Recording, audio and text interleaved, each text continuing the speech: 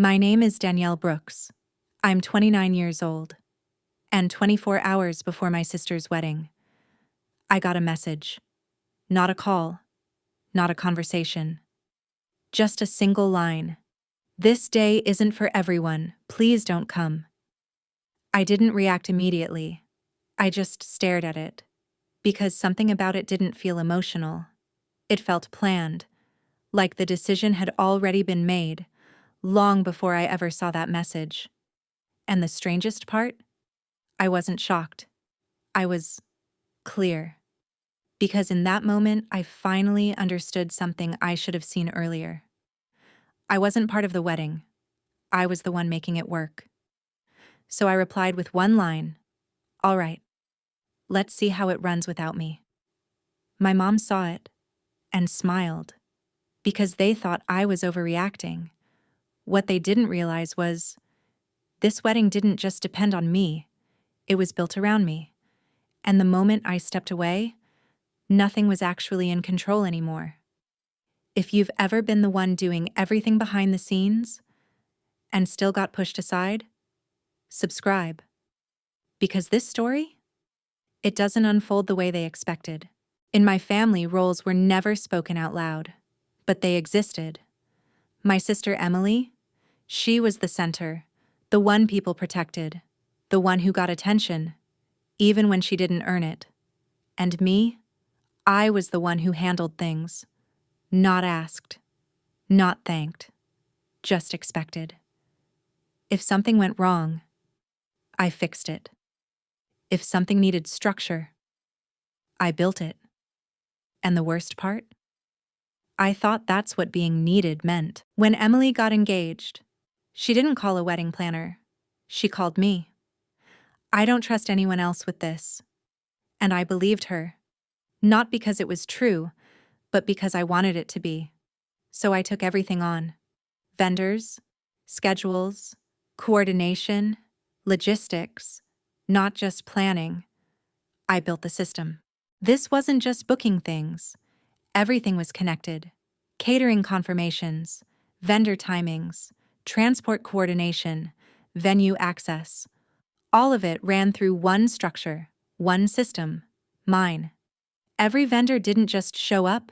They waited for signals, approvals, final confirmations, and all of that ran through me. That's the thing about invisible work. People don't see it. They see the outcome. Perfect flow. No delays.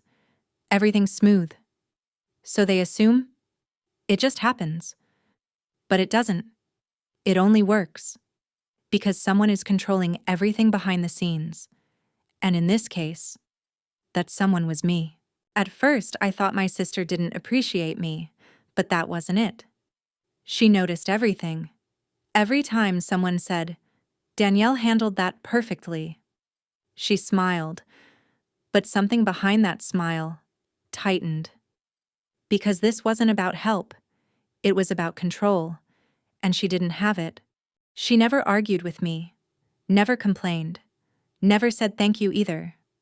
She just let me do everything, quietly, completely, like she was waiting for something, and looking back, she was. Small things started changing. I wasn't included in certain conversations. Decisions were made without telling me, but the work, still mine. That's when I realized something. They wanted the system, without the person running it. There was one person who noticed everything, the groom's sister. She didn't talk much, didn't interfere, but she watched. Every detail, every interaction, and one time, she asked me quietly, "You're handling all of this alone?" I just smiled and said, "Something like that." But I could tell. She understood more than she said. By the time the wedding week arrived, everything was perfect. Vendors aligned, timings locked, backup plans ready. Not just one version of the event, multiple. Every possible problem already solved, because that's what I do. I don't plan events. I remove risk. And then, the message came. No warning. No buildup. Just, you're not invited anymore. That's it. Months of work ended in one sentence. And in that moment, something inside me didn't break. It went quiet. Because for the first time, I stopped feeling responsible. The wedding morning looked perfect from the outside. The venue was set. The chairs were aligned. The flowers were in place. Guests were arriving exactly when they were supposed to. It looked polished, professional, controlled. But that was the illusion, because what people were seeing wasn't execution. It was setup. Nothing had actually started yet. The event wasn't moving. It was waiting. Waiting for the final layer to activate. The approvals, the timing confirmations, the connected systems behind the scenes. And all of that ran through one person, me. The caterers arrived on time, but they didn't unload anything. They stood near the service entrance checking their phones, looking around, waiting for clearance that never came. At first, nobody noticed. 5 minutes passed. Then 10. To the guests, it just looked like normal event movement. A small delay, nothing serious. But I knew better.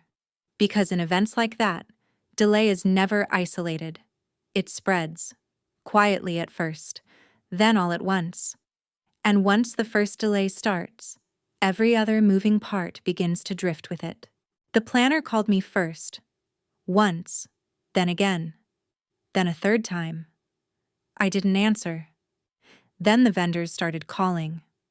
Transportation, catering, setup coordination. All of them were asking the same thing. Where is the final release? Because none of them were supposed to move independently. Everything was designed to run through one approval structure. Mine. That was the part no one ever saw. Not the planning, the control architecture. And once that stopped responding, the whole event started stalling in real time. Then transportation started breaking down. Drivers couldn't confirm pickup timing. Guest routes weren't syncing. Arrival windows weren't unlocking. Because the final routing sheet wasn't just emailed out. It was controlled through a timed coordination release that I handled personally. Without that release, nobody knew whether to move early, wait, or reroute. So people started waiting. Cars backed up. Phones started ringing. Guests became confused. And just like that, a wedding that looked flawless on paper started slipping in motion. That's the thing about invisible work. Nobody notices it while it's functioning. They only notice the gap when it's gone. To everyone else, this was just a wedding. Pretty details, smooth logistics, a timeline on paper. But a real event isn't held together by paper. It's held together by decision flow.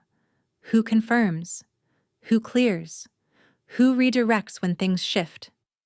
That system was invisible the whole time, until it disappeared. And then suddenly, everybody could feel it, even if they didn't understand it yet.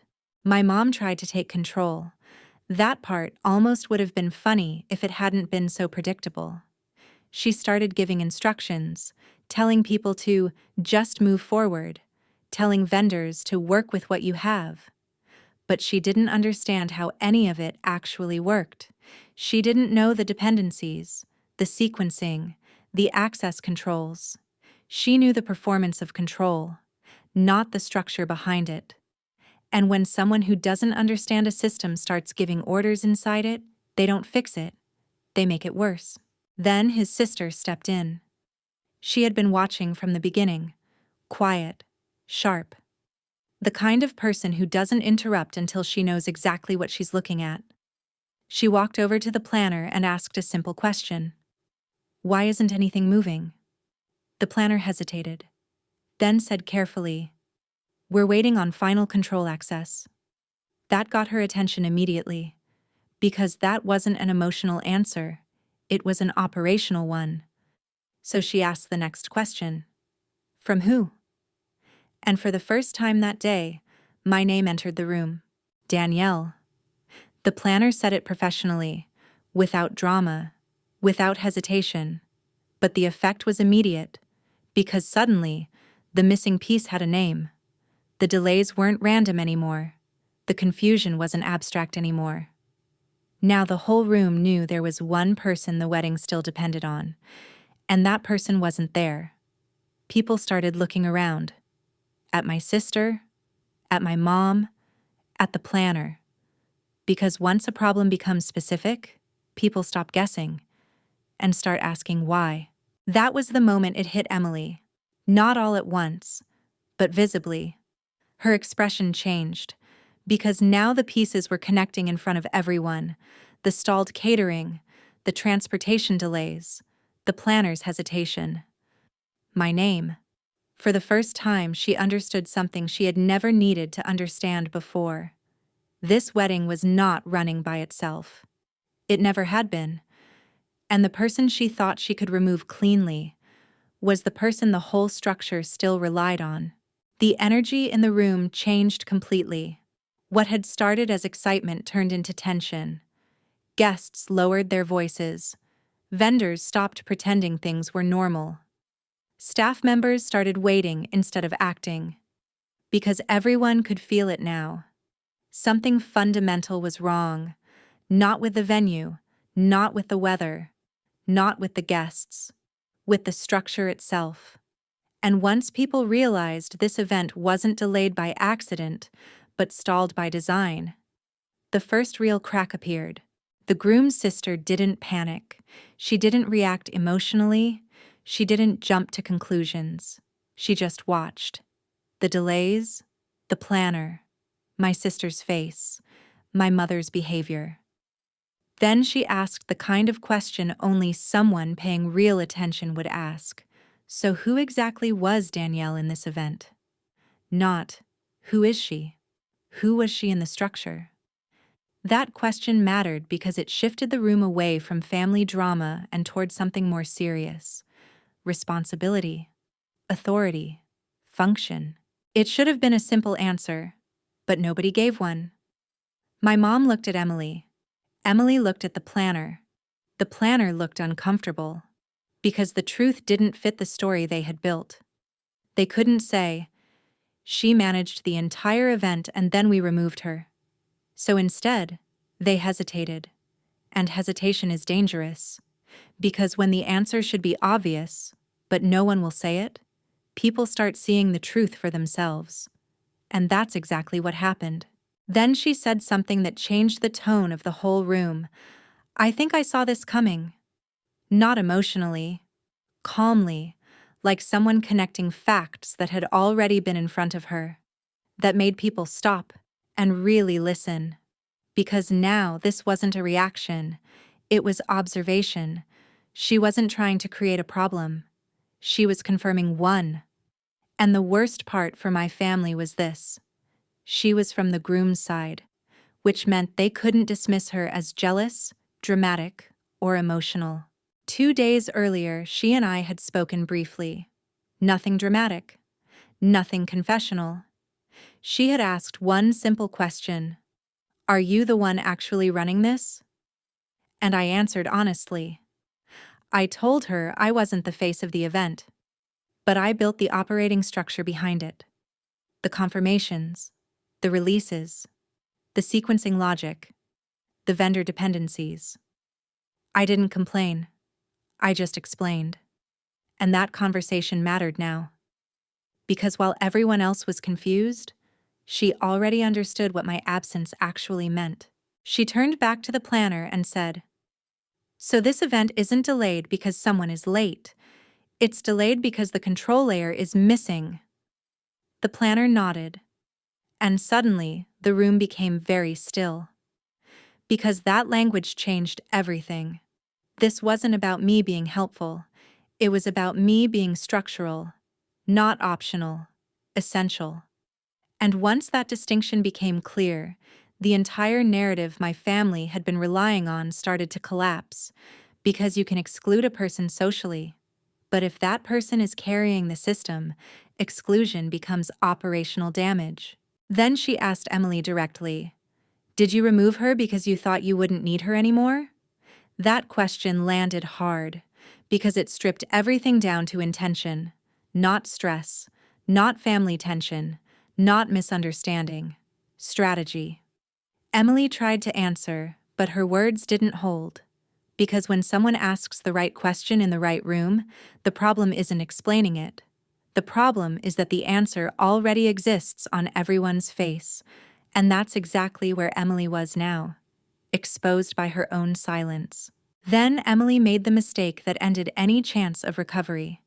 She said, "She overcomplicates everything." That was supposed to minimize me. Instead, it confirmed everything, because the groom's sister just looked at her and said, "No, she controls everything. You just didn't like that." That line cut straight through the room. Not because it was cruel, because it was accurate. This had never been about me being difficult. It was about Emily being unable to tolerate that the event depended on someone she couldn't dominate. The planner stepped in carefully, professional, neutral, but clear. "We cannot proceed without Danielle's authorization access." There it was, out loud, in front of everyone. Authorization access. Not help, not support, not suggestions, control. The wedding was not waiting on a missing bridesmaid. It was waiting on the person legally and operationally attached to the systems making it run. And once that was said publicly, there was no putting it back. At that point, the room changed sides, not dramatically, but visibly. People stopped looking at me as the one who caused a scene, and started looking at my family as the ones who created one. That shift matters, because once outsiders stop accepting the family version of events, power moves, and power had just moved. Guests were whispering, vendors were waiting, the groom's family was watching, and my mother and sister were no longer controlling the meaning of what was happening. That was the real exposure, not a scream, not a fight, not some dramatic confrontation, just structure becoming visible. The truth was now bigger than emotion, bigger than family, bigger than spin. This wasn't wedding tension. It was proof that the one person they had removed was the one person the event was still built around. And once a room understands that kind of truth, everything after it becomes fallout. At that point, the wedding stopped feeling like a celebration. Nobody said it out loud, but everyone felt it. The music was still there. The flowers were still there. The chairs were still set. But the meaning was gone, because now the room was holding two realities at once: a wedding that looked beautiful, and a system underneath it that had just been exposed as dishonest. That kind of split changes everything. After that, nobody was just attending anymore. They were witnessing. The groom didn't react immediately. He stayed still for a few seconds, watching, processing, putting things together in real time. Then he stepped forward. Not angry, not loud. That made it worse. Because when someone stays calm in a moment like that, it means they're thinking clearly. And clear thinking is dangerous when the truth has already shifted. He wasn't stepping in to smooth things over. He was stepping in because he had started to see something he couldn't ignore. He didn't look at the guests, didn't look at the planner, didn't look at my mom. He looked only at Emily, and that mattered. Because this wasn't about a ruined event anymore. It was about judgment, trust, character. He asked one question. "Did you know this would happen if she wasn't here?" No one answered at first. But the silence around Emily did what words couldn't. It told him everything. Emily tried to explain, tried to soften it, tried to make it sound like things had just become too complicated. But by then, every sentence sounded weaker than the last, because she wasn't speaking from truth. She was speaking from collapse, and collapse has a sound to it. It sounds rushed, defensive, disconnected. That was her voice now. Not confident, not persuasive, just unstable. Because once a person loses control of the narrative, they usually reveal what was hiding underneath it. You could see it happen on his face. The messages, the exclusion, the missing authorization, the planner's confirmation. He was connecting all of it. This wasn't a misunderstanding. This wasn't a personality issue. This was a decision. A deliberate one. And once he realized that, the wedding itself stopped being the main issue. The issue became this. Who was he about to marry? Because a person willing to use someone that strategically before a wedding will not suddenly become safe after one. He didn't yell, didn't accuse, didn't perform anger for the room. He just said, "I can't do this." That was it. Simple, final, clean. And somehow, that landed harder than anything else that had happened. Because drama can be denied, emotion can be rewritten, but a calm decision? That is almost impossible to argue with, especially when everyone in the room already knows why it was made. Once he said that, everything else unraveled fast. Guests stood up. Some moved toward the exit.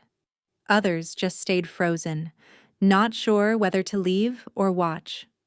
The vendors stopped pretending there was still an event to save. The planner no longer had a reason to push forward, and the room itself changed shape. It stopped being a wedding venue and became what it really was. A beautifully decorated structure with no trust left inside it. Emily stood there like someone who had just realized too late that control and respect are not the same thing. She had controlled people, controlled access, controlled image, controlled timing, but she had never actually earned the room. And now the room was gone. Not because anyone attacked her, because the truth had removed the illusion she depended on. And once that happens, there's nothing left to manage. Only fallout. For the first time, people looked at me differently. Not like the backup, not like the one behind the scenes, not like the quiet one who would absorb it all and keep things moving. They looked at me like the person who had actually been carrying everything. And my family felt that shift immediately, because once outsiders understand your real role, the lies inside the family stop working the same way. That was the part they were never prepared for. Not my silence, my visibility.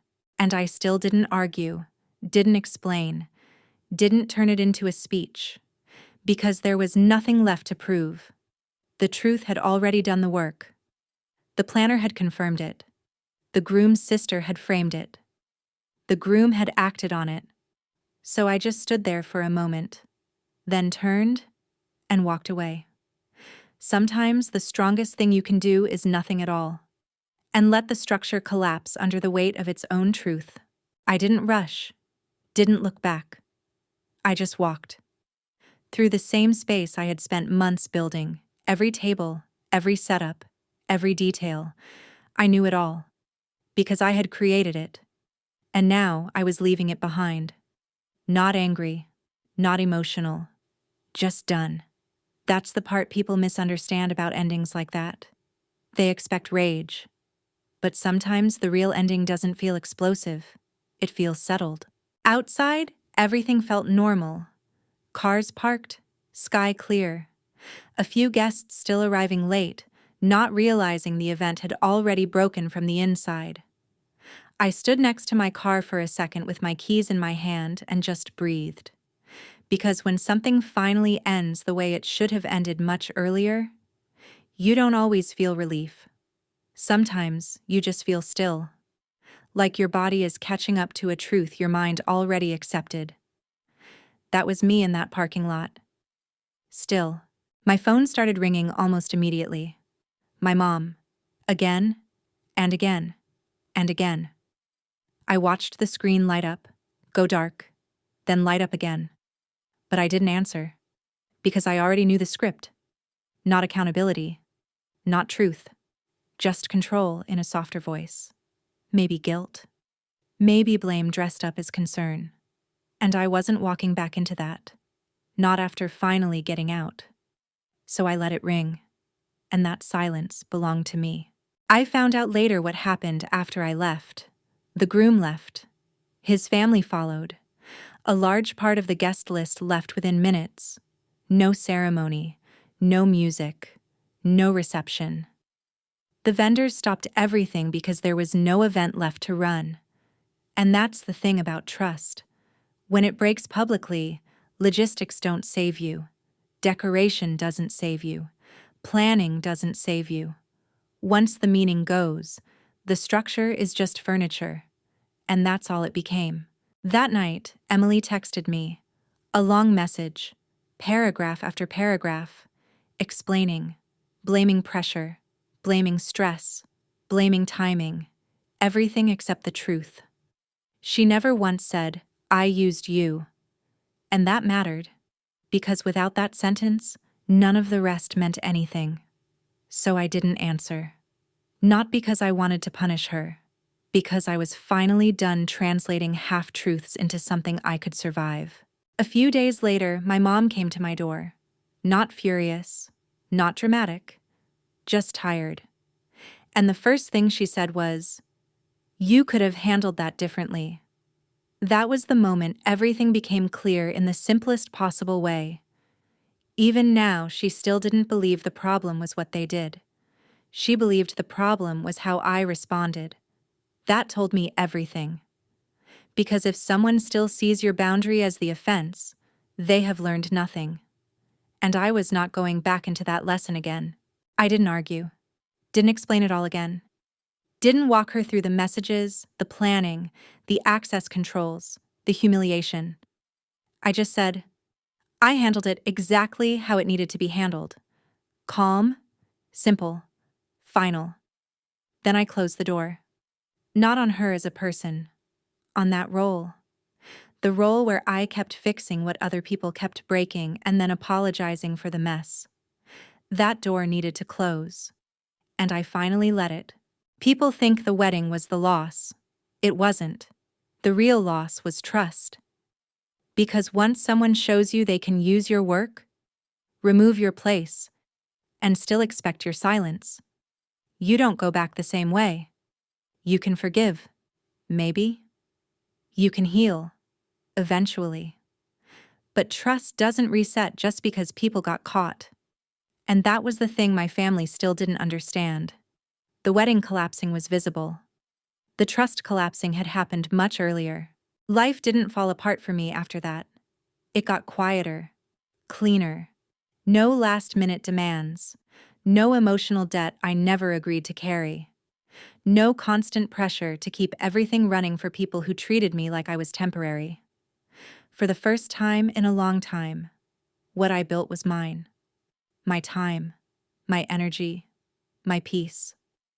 And peace felt unfamiliar at first.